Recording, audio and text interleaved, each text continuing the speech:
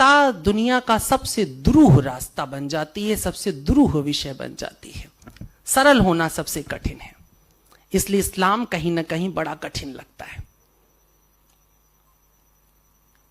पैगंबर साहब, जैसा मैंने कहा ममत्व, उसी बात पर एक बात कह रहा हूं जिसको मैंने कहा कि अभी बुद्ध से तुलना की मैं दूसरी तुलना कर रहा हूं। पैगंबर साहब को गए कई बरस गुजर गए, लगभग 800-700 साल गुजर चुके थे। भारत में एक आंदोलन खड़ा होता है जिसे हम कहते हैं भक्ति आंदोलन। रसखान है, तुलसी हैं और मीरा है।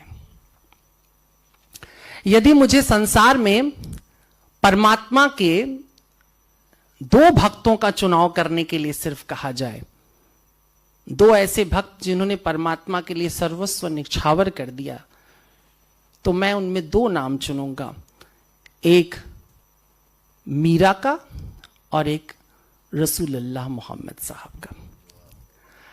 और यदि मुझ पर यह भी शर्त डाल दी जाए कि तुम्हें सिर्फ एक चुनना है, तो मैं फिर मोहम्मद साहब का नाम चुन लूंगा।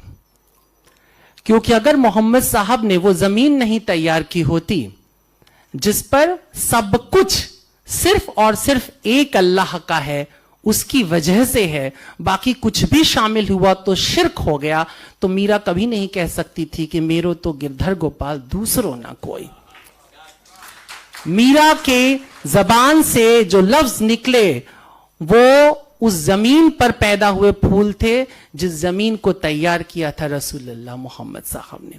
बहुत बड़ा एहसान है उनका भारत की जमीन पर कि उन्होंने भारत को ज्ञान से भक्ति की ओर मुड़ने की प्रेरणा दी, और न केवल भारत को बल्कि पूरी दुनिया को। अगर आप पैगंबर साहब की जिंदगी में झांकेंगे तो एक ही चीज आपको सीखने को मिलेगी, भक्ति। इस्लाम में कुछ नहीं है, पर सब कुछ सिर्फ और सिर्फ एक अल्लाह का है, उसकी वजह से है, बाकी कुछ भी शामिल हुआ तो शिर्क हो गया। तो मीरा कभी नहीं कह सकती थी कि मेरो तो गिरधर गोपाल दूसरो ना कोई।